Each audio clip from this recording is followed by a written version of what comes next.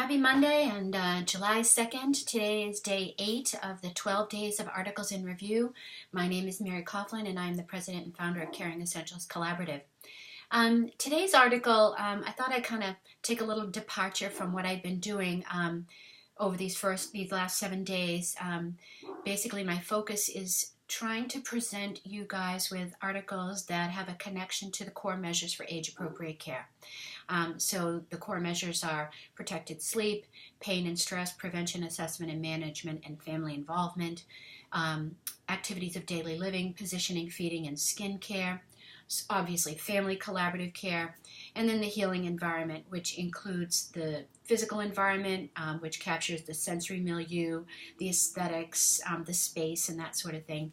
Then there's the human component of the environment, and that's the mindfulness, the quality of caring, the collaboration, the teamwork, and not just the human environment, but then the next bit of that healing environment is the organizational environment, and how well does that organization support the folks to do the good work that they need to do. And as I was thinking about, trying to get a good article to talk about that, I remembered I came across this really cool paper by these two folks, Welton and Harper. It was published in Nursing Economics, and it talks about measuring nursing care value. And so it's kind of generic. It's not specifically about the NICU, but I hope you can see parallels with the information that I'm going to share with you here and how we currently try and capture quality of nursing care. Currently we look at quality of nursing care based on, HCAHPS scores and other types of nursing quality indicators from the NDNQI, looking at pressure ulcer prevention, falls, infections, and things along that line. But I think those metrics don't really fully capture the true value of what nursing care is all about. And I know myself, and I'm sure many of my colleagues, we struggle with the current paradigm really capturing the value and the quality of nursing care. These authors refer to the current healthcare accounting system as something that was designed back in the 1930s and placing nurses in the same bucket as the room and board, which we know still happens a fair bit in a lot of hospitals. But again, the contribution of nursing is much bigger than that, right?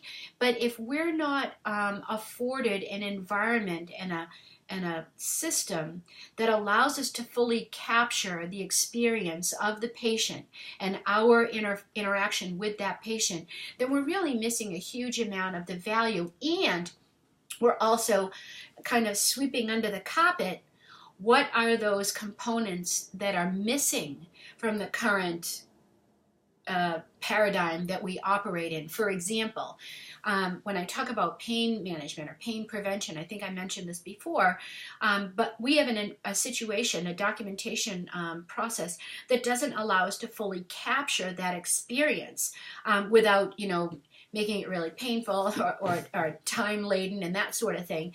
It's really difficult for us to capture that experience, and yet we know managing pain and preventing pain plays a key role in the long-term outcome of these individuals. But again, we're working in a situation and working with systems that haven't really been designed with our unique perspective of how best to capture that patient's experience of care. These authors, they did a really great job with this paper. And again, it's really kind of cutting edge stuff, but they're really trying to align the capture of the quality of nursing care with the new paradigm around this whole idea of value-based purchasing. How can we take that concept, that value-based purchasing concept, and really drill down to define a value-based nursing care framework? There's lots of challenges around data collection and our current existing EHR and or EMR, and how do we modify that to capture the unique nuances of nursing care across all the different specialties. Certainly in the NICU, we have quite a challenge with that. And how can we personalize the link between service delivery and specific outcomes? And that kind of swings around to this challenge that we have of accountability. So if you ask any given group of NICU clinicians what's the standard of care in their unit, pretty much everyone says, oh, developmentally supportive care. We all practice developmentally supportive care. That's what we do, blah, blah, blah. But if you go in and you look, you might see some developmental care. You may see, 20 different variations or shades of gray of developmentally supportive care. And so that kind of, begs the question of how well are we articulating and clarifying what are these expectations so that we each, as individual professionals, can hold ourselves uniquely accountable for these best practices. I had this really awesome opportunity to work with this surgical children's NICU, surgical NICU in a children's hospital down in Atlanta, Georgia, and it was a 3-year project around adopting and integrating the National Association of Neonatal Nurses guidelines for developmentally supportive care, which I was blessed to author, and so we worked over this project for 3 years, and as we were coming into kind of 2.5-year mark, we really needed to take a breath and say, all right, we've done a lot of really good work, and there's been a lot of transformation around practice change, but none of this is worth anything if we can't sustain the gains. And so how can we take these performance expectations and hardwire them into, for example, the annual performance review? And how can we raise the bar and shine a light on these expectations in a meaningful way for the clinicians? And we had some, good discussions about, exemplars and pulling our own reports on, what's my contribution to this patient's hospital course? Have I been a positive influence on his hospital course and his, potential outcomes, or have I been a hindrance because I haven't been doing all of these different things, and holding myself accountable for that? Accountability, kind of sometimes has a bad rap, and people think it's somebody else holding me accountable, but that's not really what it's all about.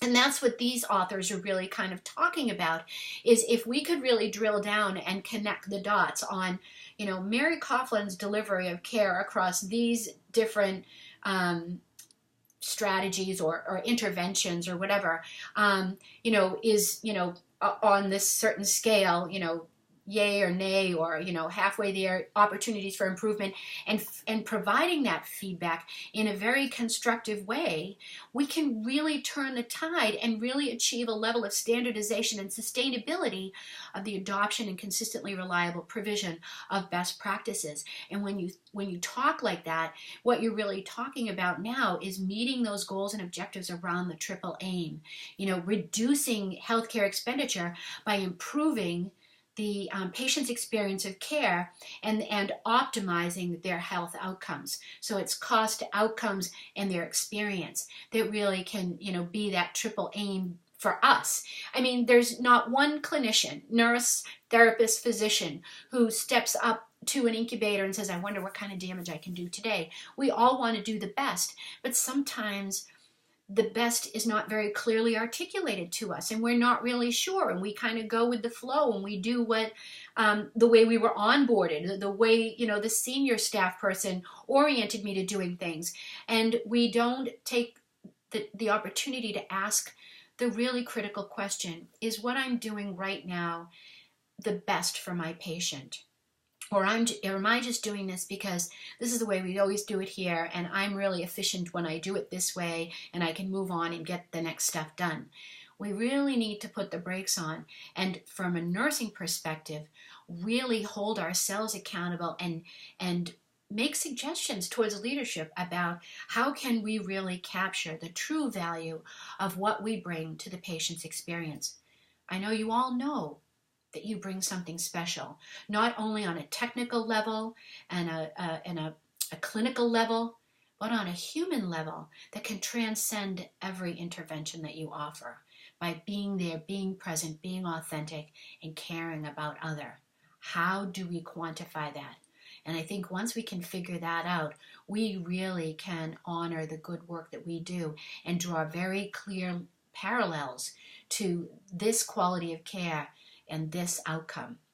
So I hope you found this interesting. I'll provide the annotation here, and I'll also give you a link to the most recent core measures that they've been updated. So the NAN guidelines came out in 2011, and they were based off of the 2009 paper introducing this concept of core measures for developmentally supportive care. And in 2016, just this past year, I was invited to author my second book that really talked about these core measures and provide evidence-based guidelines. And these guidelines have been endorsed by the National Association of Neonatal Nurses, along with other leaders in neonatology, to include Dr. Heidelise Alls, Sue Ludwig, the president of NANT, Carol Kenner, the president of COIN, and Ann Stark, a neonatologist and a very dear friend of mine who we met out of the Brigham and Women's Hospital, and she's now down at Vanderbilt. So, a transdisciplinary validation that this is the way we can change these people's lives in a very meaningful way. So thank you very much. I'll see you guys all tomorrow, and take care and always care well.